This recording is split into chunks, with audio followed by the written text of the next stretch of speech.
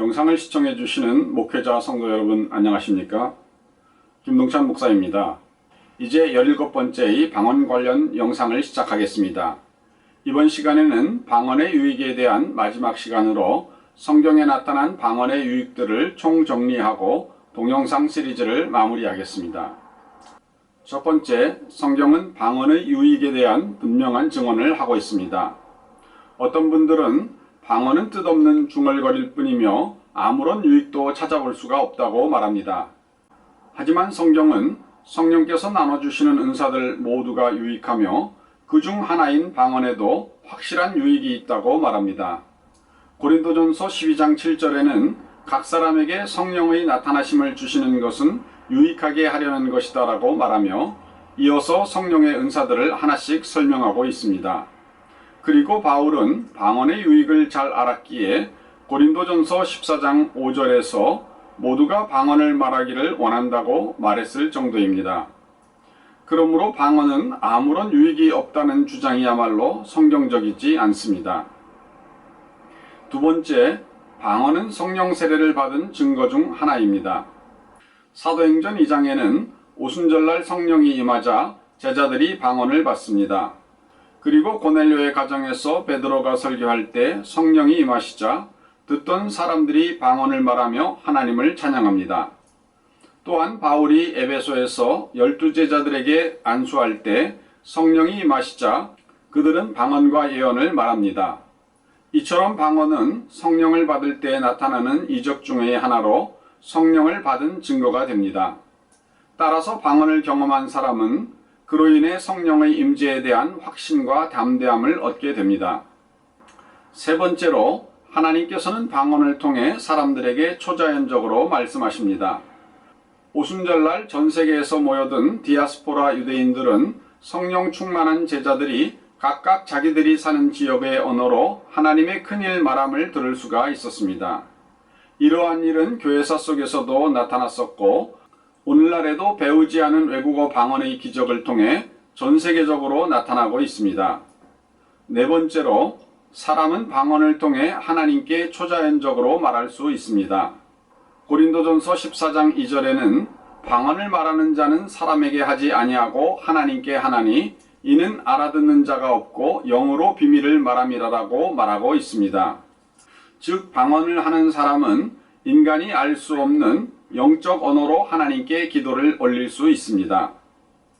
다섯 번째로, 사람은 방언을 통해 하나님을 찬송할 수 있습니다. 고린도전서 14장 15절에는 내가 영으로 찬송하고 또 마음으로 찬송하리라 라고 말합니다.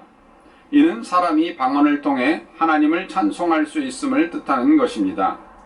참고로 토미 웰첼이 쓴 아주사 부흥운동의 기록을 보면 이 부흥운동의 주역이었던 윌리엄 시모어 목사는 그곳에 모여있던 성도들에게 종종 방언으로 찬양할 것을 요청하였고 방언으로 찬양할 때마다 성령의 역사가 더욱 강하게 나타났다고 기록하고 있습니다.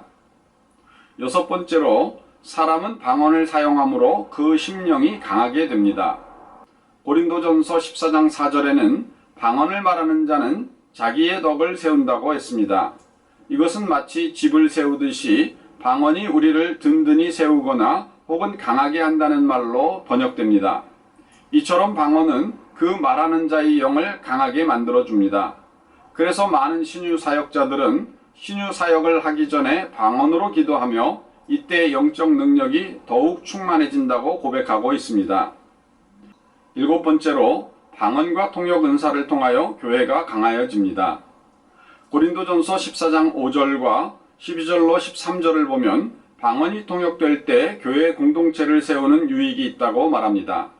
일례로 예수원의 지도자였던 대천덕 신부의 글을 보면 방언 통역이 있을 때 공동체 전체에 유익이 임하는 것을 보여주고 있습니다. 대천덕 신부가 어느 집회에 참석하였는데 한 사람이 일어나서 방언으로 기도하였고 성령님께서는 그것을 대천덕 신부에게 통역하도록 요구하셨습니다. 그래서 순종하여 통역하였을 때 모임에 참석한 모든 사람들이 회개하는 역사가 일어났습니다. 여덟 번째로, 통역의 은사가 있을 때 사람들은 방언 속에 담겨진 자기 영의 비밀한 기도 내용을 알 수 있게 됩니다. 고린도전서 14장 13절에는 방언을 말하는 자는 통역하기를 기도하라고 했습니다.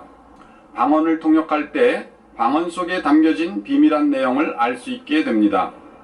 뉴질랜드 대사였던 문봉주 집사는 박경림 집사를 통해 자신의 방언이 통역될 때 과거 삶의 세세한 부분까지도 낱낱이 드러나자 이는 참으로 하나님의 역사인 것을 깨닫고 주님께 영광을 돌리고 마침내 헌신하여 퇴임 후 일본 온누리교회의 목사로 섬기는 삶을 살게 됩니다.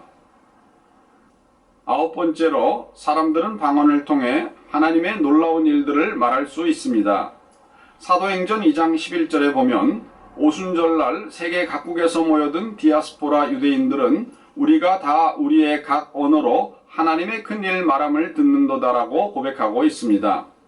그러므로 방언을 하는 사람은 하나님의 큰일을 말할 수 있는 것입니다. 이러한 일들은 교회 역사 속에서도 그 사례를 찾아볼 수가 있습니다.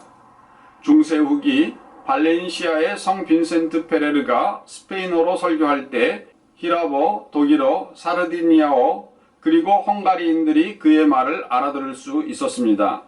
빈센트의 전기를 쓴 란자노 역시 프랑스에 살던 영국인들이 그의 설교를 완전히 이해하였다고 말합니다.